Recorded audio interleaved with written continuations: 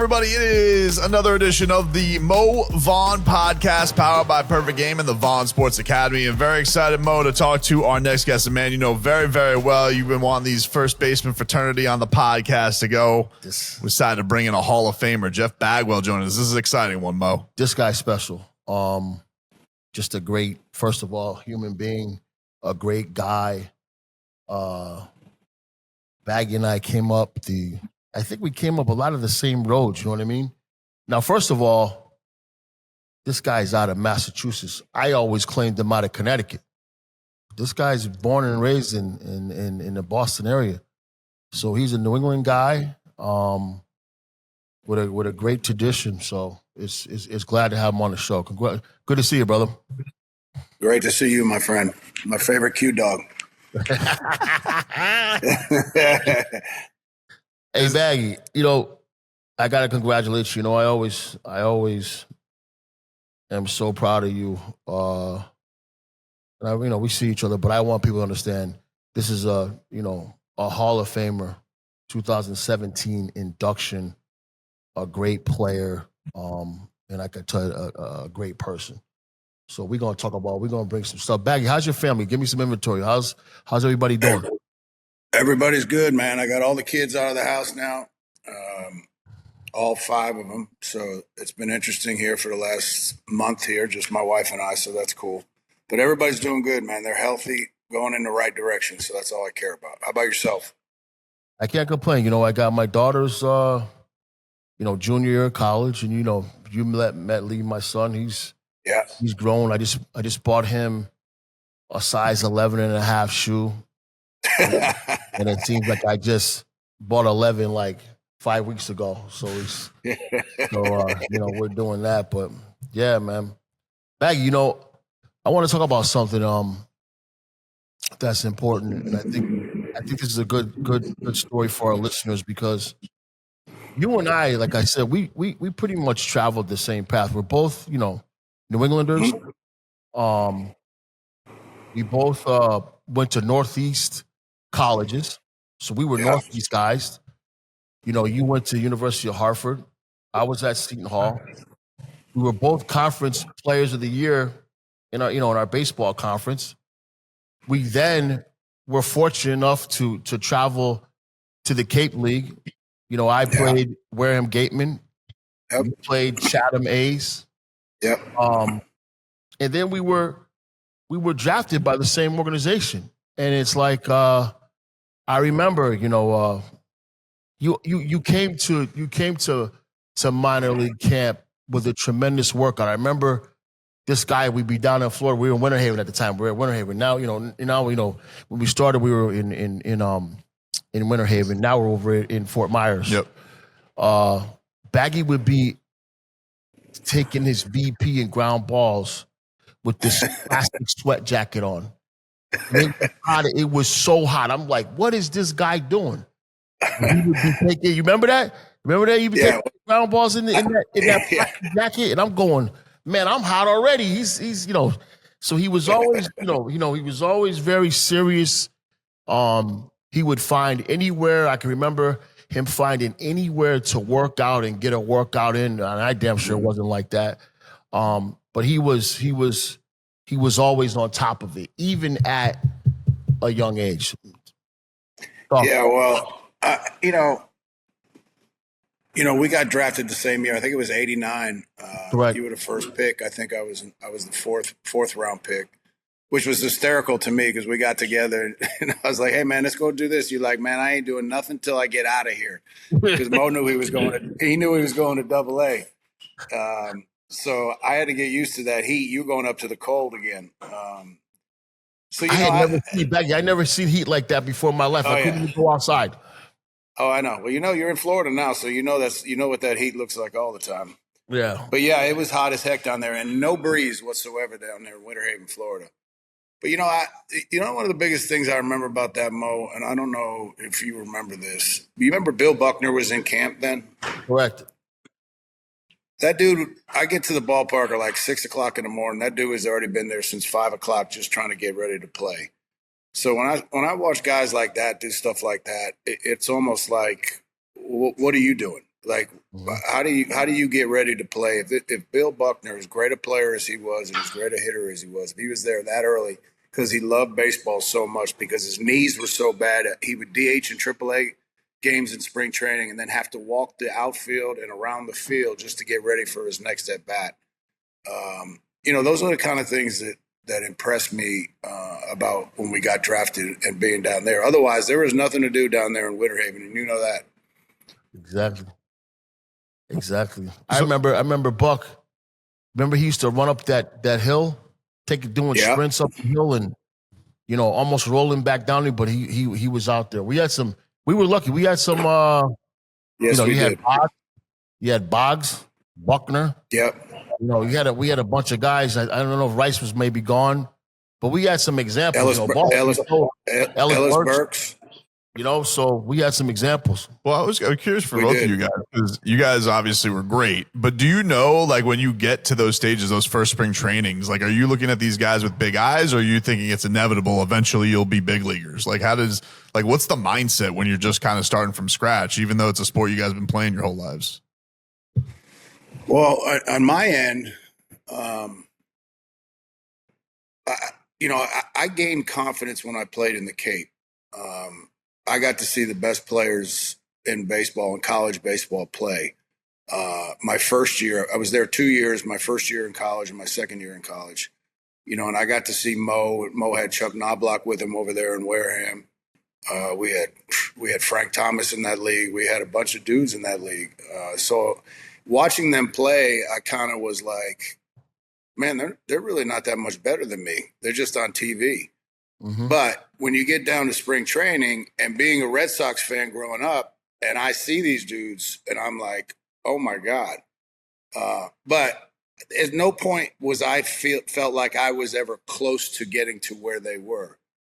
In my opinion, like I knew Mo was going to Double A, and there was no question in my mind Mo was going to be playing first base for the Red Sox real soon.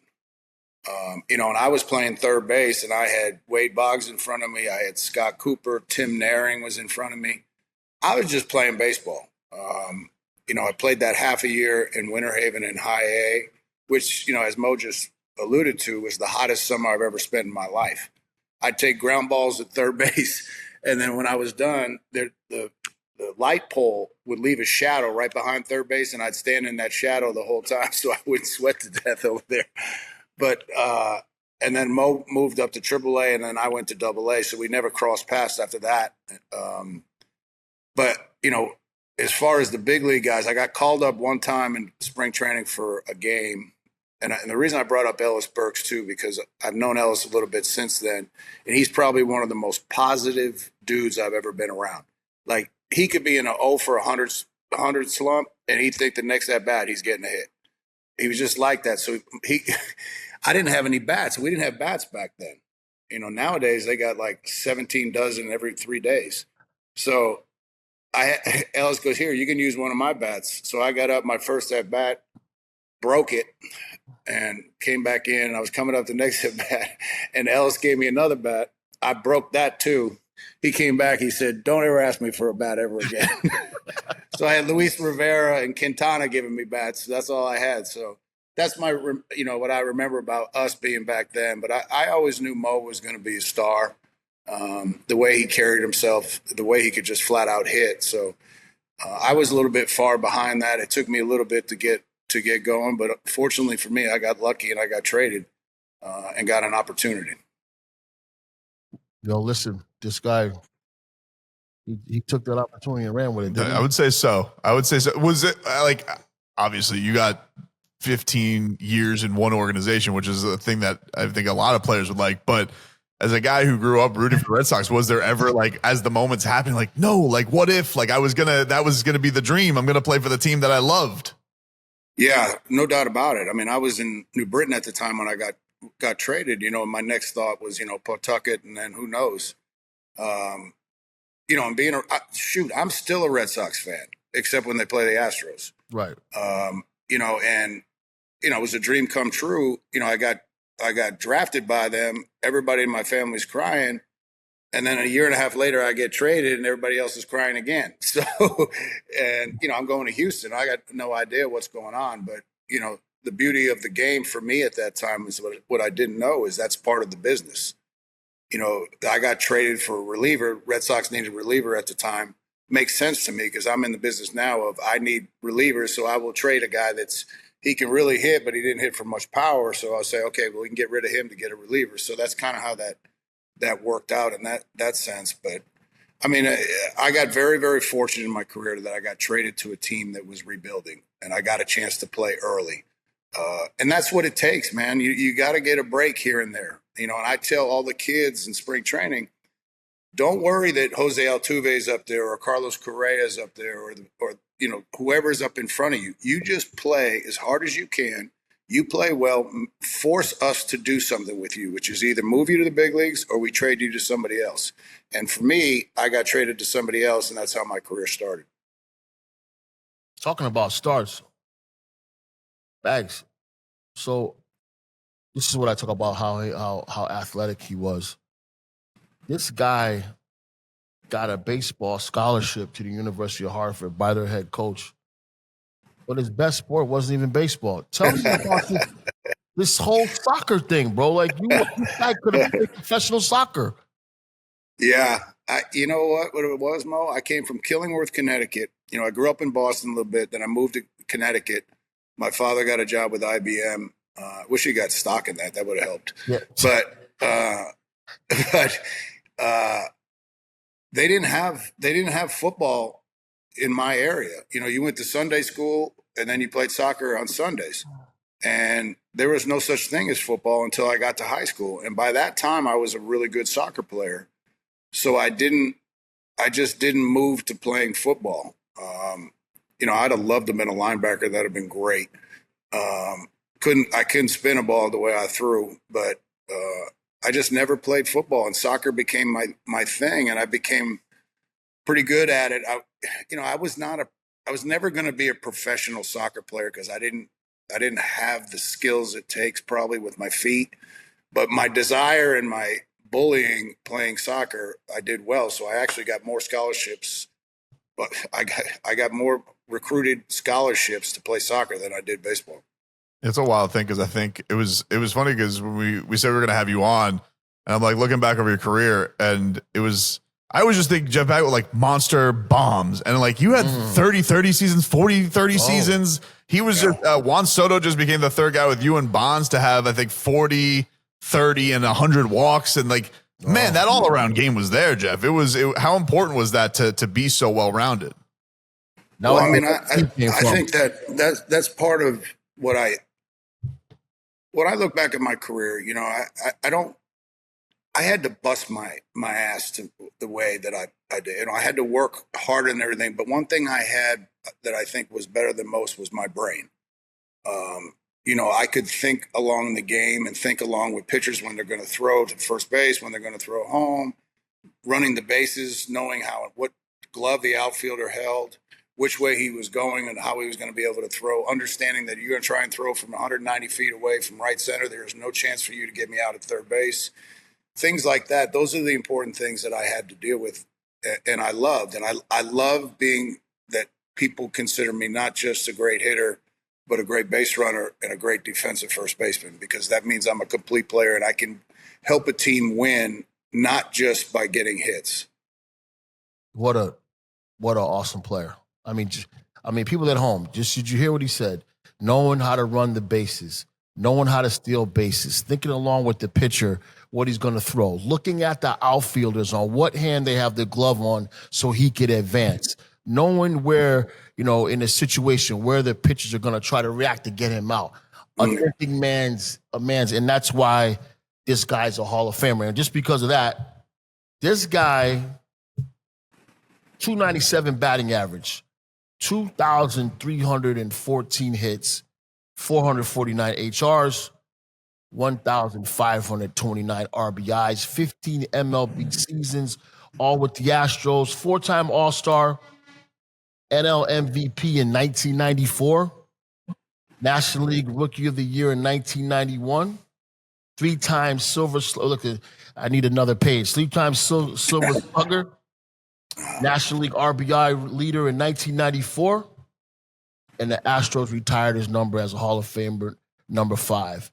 But you see, like, look at those numbers right there. And I always say, listen, you probably won't believe this, but I'm a World Cup fan. I love the World Cup. I think that those are the best athletes. I think basketball, is close, but the fact that what they can do with their feet, now that's the guy right there. He could run the bases hard, steal a base, walks, everything that you need to do. He was like, the ultimate first baseman in terms of everything that he could do. But you see the athleticism, just great. And I got some more stuff for you. What you got? This guy also, just so we all know, before we get into some other things, he's the only player in MLB history with 6 consecutive seasons, 1996 to 2001, with 38 chars, 100 RBIs, 100 run scores, and 100 walks. And the only first baseman in history with 400 bombs and 200 steals. Goodness. Like, what? What are you going to do with this guy? This guy's a great player. You remember what the process was, Jeff, of like when you get to Houston, you say you get those opportunities to play, but do you remember the idea of like becoming like one of the pillars of the organization, like what that responsibility was like and day in and day out for those teams? Because obviously you guys came in and the squad you had, I mean, some incredible teams and you guys Hall of Fame teammates and whatnot, but like, what was that process like of going there, you get your feet wet and then all of a sudden, you've kind of made it and it's time to, carry the mantle as one of the best players for the team? Yeah, I think there's a progression for a player. I think, obviously to get to start in the big leagues, to get a chance. And then after you get a chance, your rookie year is kind of a blur. You're just kind of going around and trying to feel out cities and having the time of your life. And I was fortunate to have a couple guys like Casey Candell and Ken Caminiti kind of show me the ropes, how to be a professional. Then the second year, you kind of trying to figure out, can I stay around here? And then your next thought as a player is to make money. And then after you make the money, you think about, okay, now I want to win. I'm not so sure it went exactly like that for me, but I had such a young crew around me that it just made it easy to keep going. And then what happens is, you play the game and you start to hold people accountable on your own team by what they do wrong or right, but mostly what they do wrong. But you have to be accountable to yourself because you can't be talking all that noise and you're not doing what you're supposed to be doing either. So it just became part of that. And then it grows into an expectation of how we expect each and every player when they walk through that door to how to play. We can have as much fun before the game and after the game is all you want. But when it was game time, it was business. It was about finding a way to win a baseball game, no matter how we had to do it. Whether putting pressure on our defense with the way we ran the bases, whether it's not striking out, being able to drive in runs with, which is a problem nowadays. They can't drive in a run, men on third base in less than 2 outs. It's the most incredible thing I've ever seen.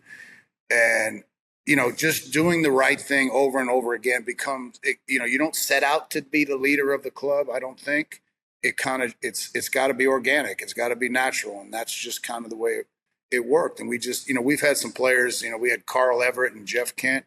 I'll take any of those two guys on my team any day of the year because at 7:05 every single night, they played as hard as I've ever seen anybody play and they wanted to win. And when you have that as your culture, it makes everything easier. And, being there for the longevity of the team makes you one of the leaders of that club.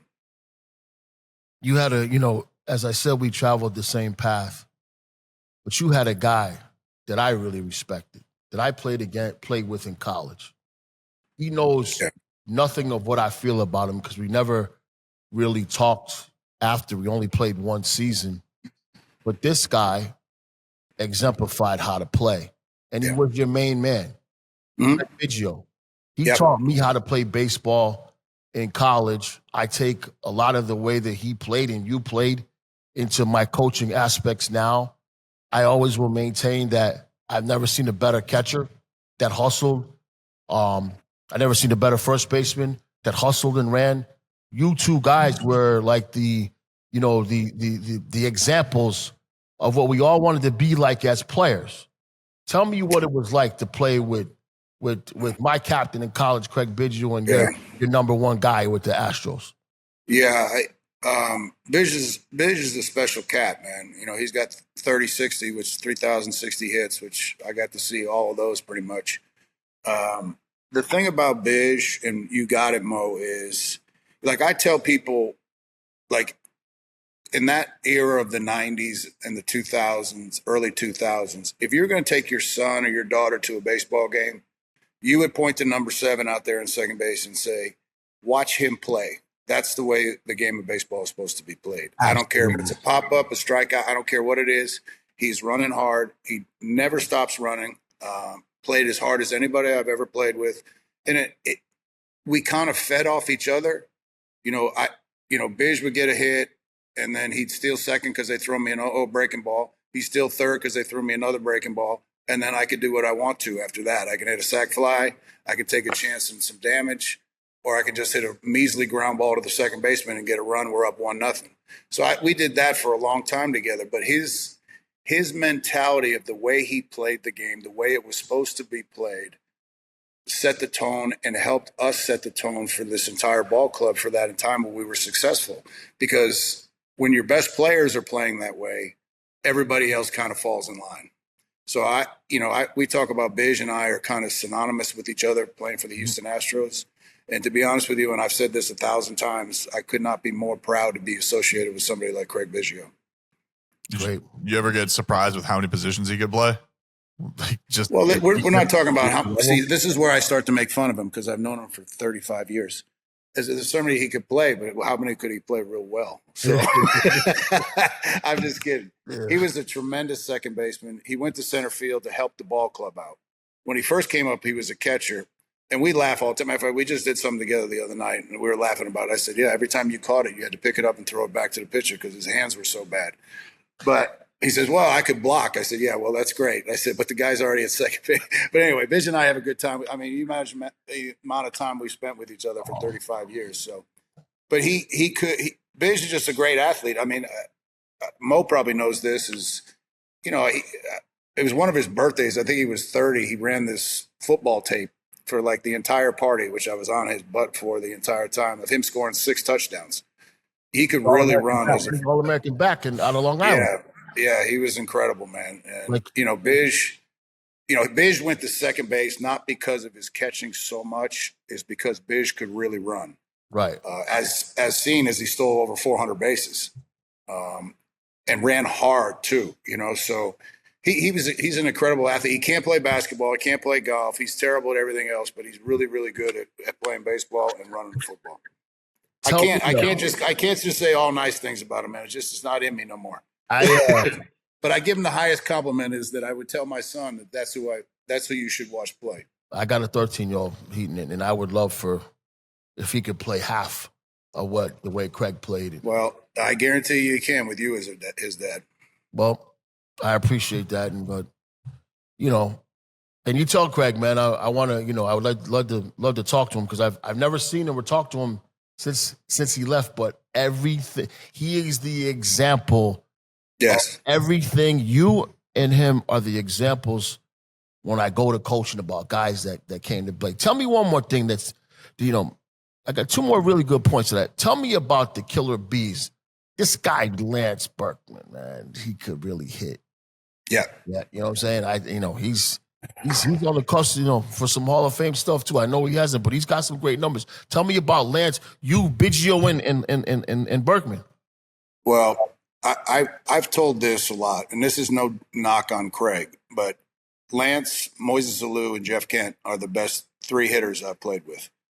Bish got a ton of hits, and Bish has this special part and all that. But I'm just talking about every day, no matter who is pitching, they're elite. And Lance Berkman, he was so good because he could do, like we just talked, he can walk, he can take you deep, he could run, he could do everything.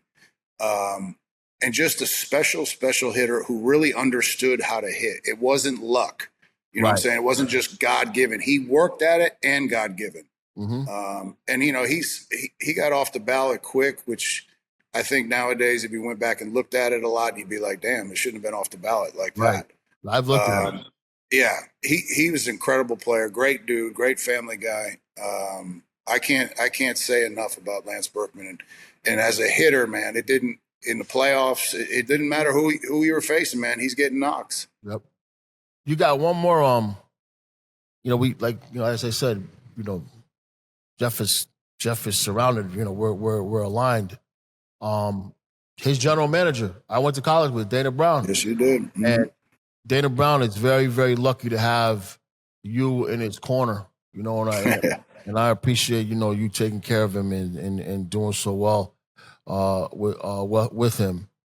Tell me how that relationship is, how that was built, how that works. I know you guys are in a tight race now. We need to start. We need to start getting going. But that relationship with Dana is great. I see it when I come to spring training. It's great. Yeah, Dana and I think there's a lot of trust there. And I've made it very clear to Dana, all I am here to do is to help him. Mm-hmm. So because of my relationships that I have in the organization, especially the guys in the clubhouse, I can make it a lot easier on him. Mm-hmm. And there was times, when you got a guy that, like us, Mo, that played back in the 80s and has a baseball background. It's hard nowadays with all the analytic kids around to be that type of dude. And Dana's got passion, and Dana's not afraid to say what is on his mind. But you got to be careful when you talk to some of these kids around here because they don't understand how we are. Right. We come from fathers and mothers that are pull your bootstraps up and get over it, figure it out, and all that. That doesn't cut it no more. Right. So I try and bridge that a little bit with him. But his passion for us, his willingness to do some things that are out of the norm to make his vision of what our club should look like, I love. Mm-hmm. And one thing about Dana, man, and I told him, I said, you got to at least call me every other day because he makes me laugh, man. Yeah. He can go off on some tangents you can't even imagine. He said, we were talking about earlier, I said, when we both get fired here, man, I'm going to put Dana out on a comedy tour, and I'm going to run that comedy tour because that dude's stuff that comes out of his mouth is unbelievable, but he's really enjoyable. He's a great dude. I love his wife. I love his kids. He makes it very entertaining to be around, and I'm only there to get him another contract and to make him, to make his life a little easier.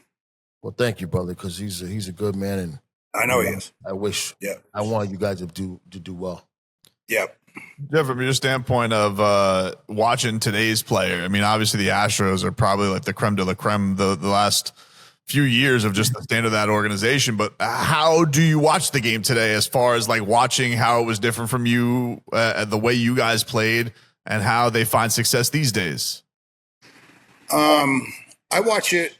I watch it with open eyes. Okay. I know the game I know the player has changed.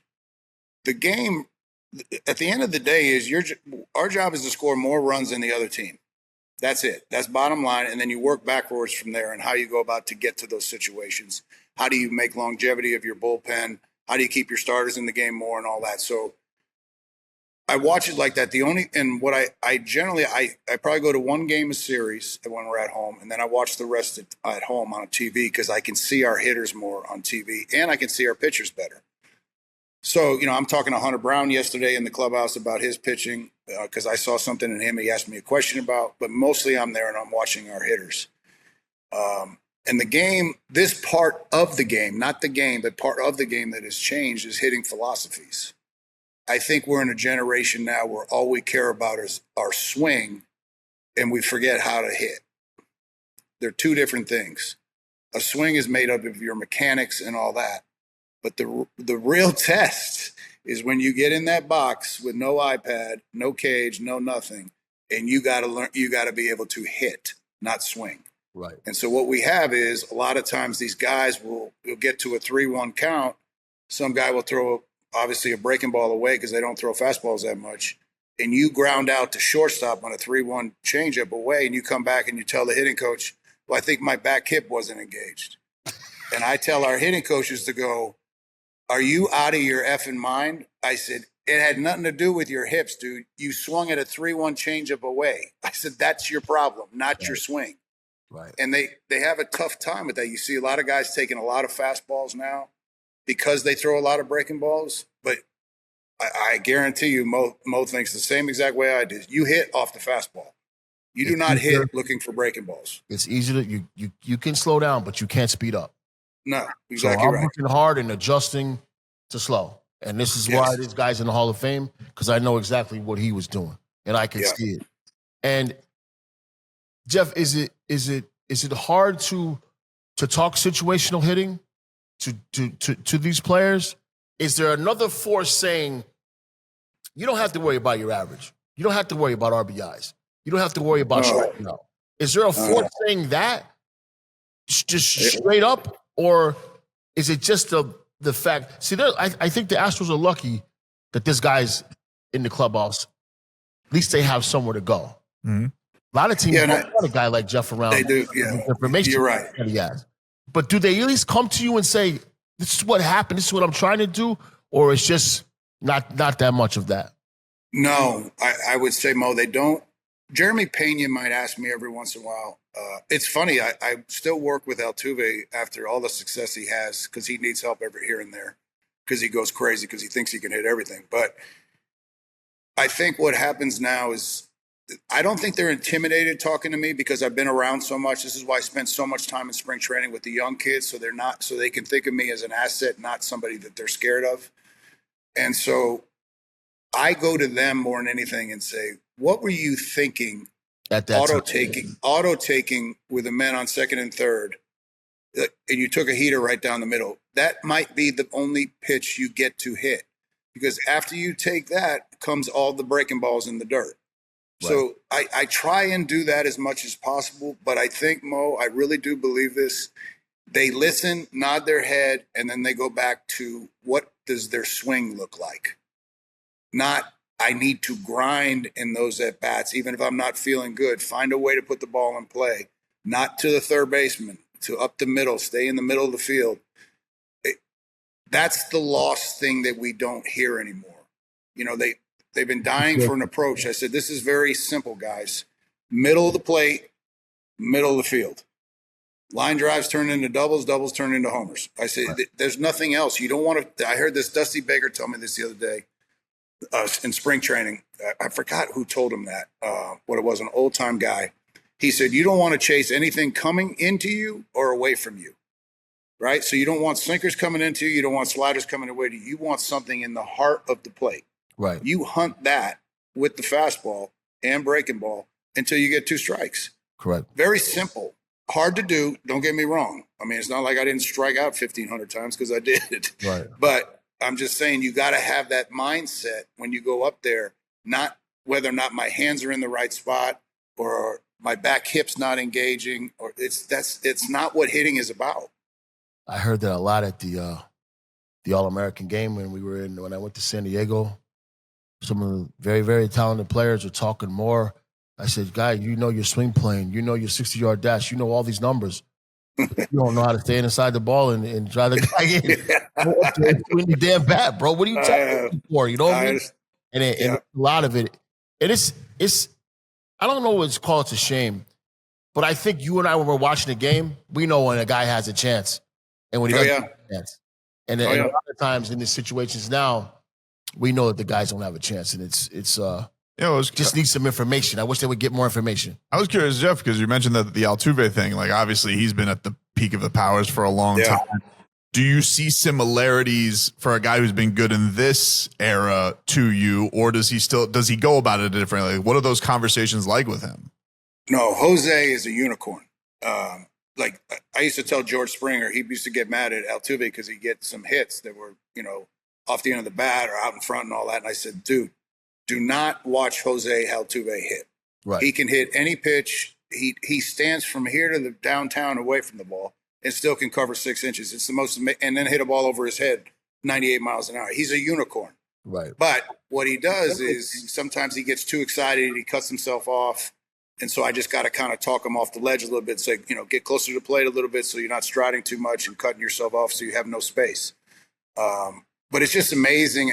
And what's beautiful to me, a guy with that much success still wants to get better, and that makes it fun for a guy like me to talk to Jose because the kid cares, man. And I care about him a lot. What was it from your perspective? Because obviously the Astros went through a lot with people thinking of them as the villains of the sport. How did you see them deal with that? Because it was a lot of times where they were hated. They obviously come and triumph again, but like, what was that like from you being a legend, seeing your franchise kind of under attack like that? Yeah, this is a little bit strange, but I loved it because I want people to hate us. Like I want to be the New York Yankees. I want to be, because why they hate us? Because we're good. Right. And yeah, we had the cheating scandal and all that, and that was a very difficult situation. And still to this day, it is. People say we didn't get punished enough and all that, but 2 years in a row, we lost our first and second pick, and I spent some time in the minor leagues as well as the big leagues. So I know how big a loss that is for us. Credibility of some of our players have lost. Every single one of those players that was on that team have had successful careers before and successful careers afterward. They were great players caught in a bad situation where unfortunately didn't have enough of leadership exactly at that time to cut that off from the head right when it started. Right. And I've said this before, if, people don't talk about MLB, they allowed these live feeds in. I said, if Babe Ruth had live feeds in the dugout, he probably would have used that thing too. So I'm not making an excuse for it. It was wrong. They should have never done it like that. You do it the way that everybody's done it. And still does it to this day. You give signs from second base. If you do know somebody, see something, you call their last name, stuff like all that kind of stuff. We were the dumbest of the dumb, put it that way. And I said it to them, their faces in spring training before that happened in 2020 when we had to talk to the media. You guys are the dumb ones because who comes up with that plan? But at the end of the day I think it fuels Correa, Bregman, guys like that. I think it took a toll on Altuve a little bit because he takes the brunt of it the most because he's a leadoff hitter.